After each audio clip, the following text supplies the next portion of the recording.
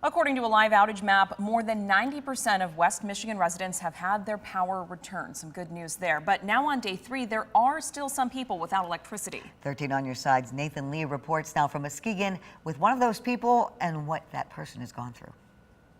We got a call from a viewer saying that he had been 3 days without power with little communication from Consumers Energy, being forced to run his house off of a generator, making 4 to 5 trips to the gas station down the street just to keep the electricity in his house up. Now, even though Consumers Energy did show up during our interview, he says it's still too little, too late.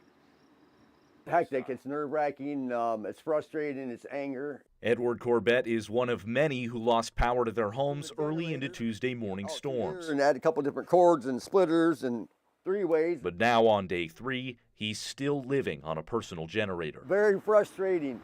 You don't know, I mean, you're trying to run through the house, trying to figure out what you got, finding cords and wires and getting gas and the generator hooked up. When the storms hit, Corbett was stuck with broken trees and a live wire keeping him inside, only able to walk to get supplies. The car was still trapped here for a day and a half, so I had no, people to help me out, so I had to walk down there every time with this gas can to get gas to keep it filled up.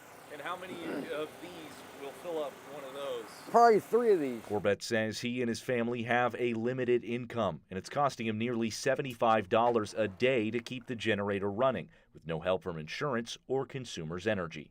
At least $1,200, $1,300 between the electrician and this, and then we might have to pay the deductible of $1,357. Corbett says while Consumers Energy has responded, crews haven't completed the repairs. We're trying to put everything we can to work right now to speed up that process. Brian Wheeler of Consumers Energy says it takes time to fix outages like these. We also work to make sure that critical infrastructure gets power back first. So hospitals, senior centers, police and fire stations. Meaning single home outages like Corbett's are low on the totem pole. Anyone who feels frustration, who wants things to be done faster, we feel the same reaction. And even when crews arrived at Corbett's house, he wasn't sold. I appreciate they're coming, but it could have been a little bit sooner. Shouldn't have had to go through what I went through, paying my power bill every month, paying my homeowner's insurance every month. Corbett said he's not too sure what his next steps will be. Communications with insurance hasn't really told him what will be covered and what won't be covered. But Corbett said that he'll still have to buy all new groceries for his kitchen. He'll have to try all the appliances in his house to make sure that they still work, to hopefully one day return to normal. In Muskegon, Nathan Lee, 13 on your side.